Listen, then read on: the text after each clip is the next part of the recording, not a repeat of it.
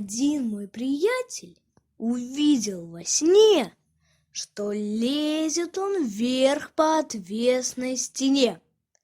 Скользят его ноги, опору теряя. Еще далеко остается до края. Сорвался и насмерть разбился бы он, но вовремя крикнул: «Я сплю! Это сон!»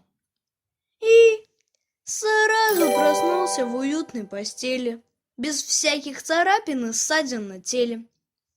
Другой мой приятель увидел во сне, что он на матрасе плывет по волне.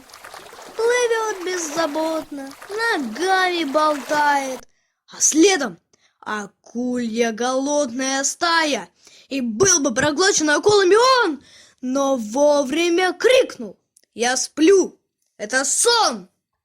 И сразу проснулся в уютной постели. Акулы приятеля съесть не успели. Я тоже недавно увидел во сне.